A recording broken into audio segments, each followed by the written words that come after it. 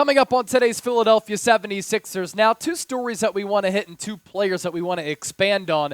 Should the Sixers sign Doug McDermott in NBA free agency, and also the Summer Sixers in action in Las Vegas for the Summer League, and Keve Aluma, who some people are calling Keve Aluma, like the play-by-play announcers. What Google tells us is Keve Aluma really balling out for Philadelphia. We are trying to test some audio stuff here at Chat Sports, by the way, to improve the quality for all of you, so bear with us as we do that. I do want to set a record for today's show. Can we gain 30 new subscribers on today's Philadelphia 76ers now? If you want informative, entertaining, insightful Sixers coverage year-round that involves you, the real one, you, the viewer, and you, the fan, then hit that sub button. And with that, let's talk some Sixers right now.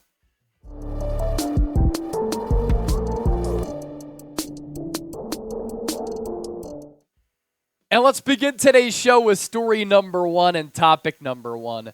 Should the Sixers sign Doug McDermott? The Creighton sharpshooter has had some decent moments at the NBA level.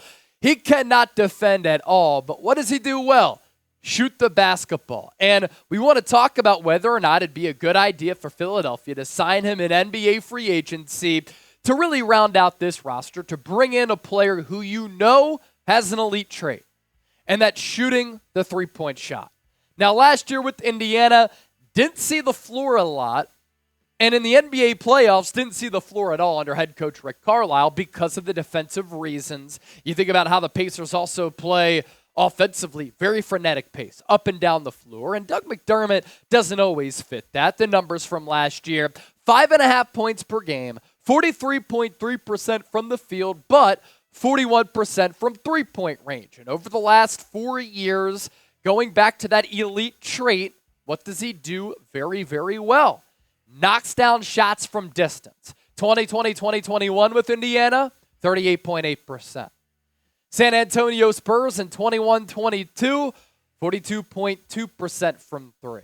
Following year, 41.3% from three.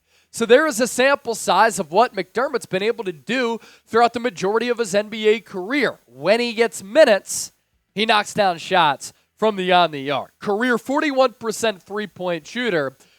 That is ninth in the NBA. But the reason why Doug McDermott has not been able to see the floor more consistently is because he cannot defend. So we circle back to that question of today's show, and that is this. I firmly believe the Philadelphia 76ers have improved drastically from last year. They still have a couple of spots to fill out that roster on their bench, which brings us to this name, Doug McDermott. He shoots the three-point shot at an elite clip, a career 41% guy. Could he be a good addition to the Sixers team, which could use another shooter with some size? I'd be entertained by the idea because all the Sixers can do is bring in vet-min players. The issue with Doug McDermott, which might drive Nick Nurse crazy, though, and which is why Philadelphia might not sign him, he stinks on the defensive end, and he is a traffic cone. So, Chip, I've kind of shared my thoughts on this. What do you think? Not really going to give you a lot in any aspect of the game outside of shooting the rock. No, and look, you said it best. He is an awful defender. He's not going to play make for you. He's not going to go grab rebounds. He's not going to do anything else besides shoot threes. But look, if you're looking to fill out the roster with vet min guys, which, the market will just continue to go down as these players continue to sign, could you just target a specialist, right? A guy that, if you need a three before the end of the half, if you're looking in certain situations and you think, okay, we just need a guy at the back end of our bench who's not going to play. I would not sign Doug McDermott to be in the regular rotation, I'll tell you that much. There's plenty of players, rookie council, for example, that I would rather have coming off the bench in the forward spot before Doug McDermott. But again, if you just need one of those last couple spots filled, why not get a guy who you at least know can do one thing really well, and so you know what you're getting from him as a player who you might not know if you were to put him in for a few spot minutes here and there, what you're going to get. So look, I think I would do it. Maybe not over some other minimum targets like maybe a Lonnie Walker who's still out there and available, but just for the shooting ability alone, and for, again, a minimum contract, I think it could be well worth the money. Yeah, and I think we both make some interesting points here. Offense, he's a plus.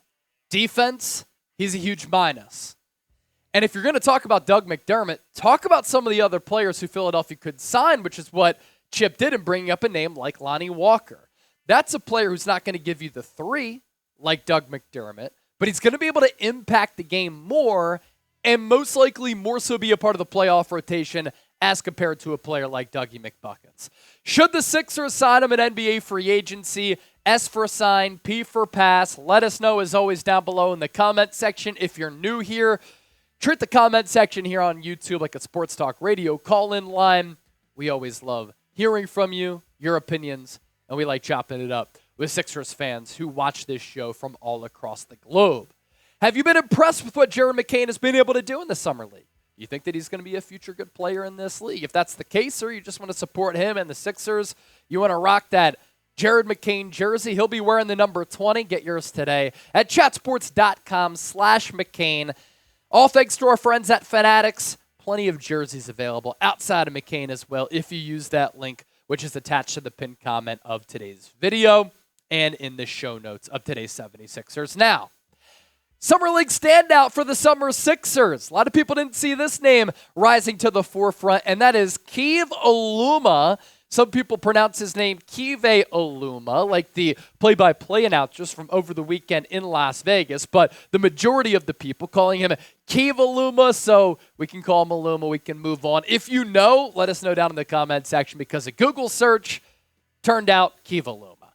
More on the player here. 6'9", 235, he is 25 years old. Intriguing size profile. As for his college path and professional path, it has been an interesting one. 2017 to 2019 with Wofford. They made a couple of NCAA tournament appearances over time as like a 15-16 seed. Then he transfers to Virginia Tech. He's there from 2019 to 2022. 2022-2023, he's playing in the Japan B1 League. That is, I think, the same league that legend Kai Soto played in from time to time. And then this past year, playing in the Korean Basketball League. And now he's playing really well in the Summer League. And these international leagues aren't even some of the best international leagues in the world, which is why what he's doing right now is pretty impressive. At Wofford, he averages sub 5 points per game, 5 rebounds, 63.9% from the field, 0% from 3. He goes to Virginia Tech, and the numbers explode. 15.5 points per game, 7 rebounds, 52% from the field, and 34% from downtown. Is he a late bloomer? Is this a mirage? What he's been able to do has been very impressive. And you think back to how it all kind of started in the Salt Lake City Summer League in Utah against OKC. 12 points, 8 boards, 5 of 5 from the field, 1 of 1 from 3. I think he impressed the coaching staff, and some people were like, we actually have to recognize what he's doing. Following night, 17 minutes, 15 points, 7 of 9 from the field, 1 of 3 from 3. Yeah, we got to keep him on the floor. The Salt Lake City finale, 16 minutes, 6 points, 2 of 6 from the field, 1 of 3 from 3. And then in Las Vegas on Saturday night, 22 minutes, 19 points, 8 rebounds, 8 of 10 from the deck, and 2 of 2 from 3. So, Chip, is it a mirage? Is this a hot shooting streak? Do the Sixers have a diamond in the rough late bloomer player here who could go from playing in Korea to maybe the NBA and earn that last two-way spot? Very interesting stuff. Yeah, look, I mean, just based off how he's played these first 4 games of Summer League, like, I have to believe he's in consideration for that last two-way spot. I mean, Jeff Doughton's been really good as well. Yep. And so there's a very good chance he grabs that spot. But maybe another team is looking at Jeff Doughton. Or maybe another team is looking at Aluma here. Regardless, I think he's played well enough to earn himself some NBA consideration. He's been extremely efficient. He has that great size at 6'9", but also able to stretch it out to the three-point line, which I don't think is a mirage, because even though he didn't have that at Wofford, he did display that development at Virginia Tech. He's very smart. He's very aware on the court. He clearly knows what he's doing out there, and he's looked like the Sixers' third best player, honestly, after Ricky Council and Jeff Dowden. I would say Aluma has been their third guy. And again, has that intriguing size profile. Sixers are looking to continue to get those big wings. He's kind of a, 4-5 hybrid, very interesting player. So honestly, like Jeff Dowden is already, I think Jeff Dowden's 27 at this point. So do you want to go with somebody a little bit younger in Aluma? Try to get a little bit more of that upside and in a different position. I think Aluma, even if it's not for the Sixers, has played well enough so far, if he keeps it up, to earn himself a two-way deal somewhere in the NBA. I'm always a fan of these types of stories, and that's partially why I like Summer League, because sometimes you see these players come out of nowhere. Speaking of coming out of nowhere, how about Zaire Smith having the dunk of Summer League? The former Sixers first-round pick who the Sixers traded Mikal Bridges for. He's still playing. He did throw down a poster. Should the Sixers sign Aluma to a two-way contract? Y for yes, N for no. As you scroll down, do not forget to subscribe to us here on Philadelphia 76ers. Now for the best year-round Sixers coverage right here on YouTube. So many great content creators out there, but I believe what Chip and I are doing are special. We hope that you feel the same.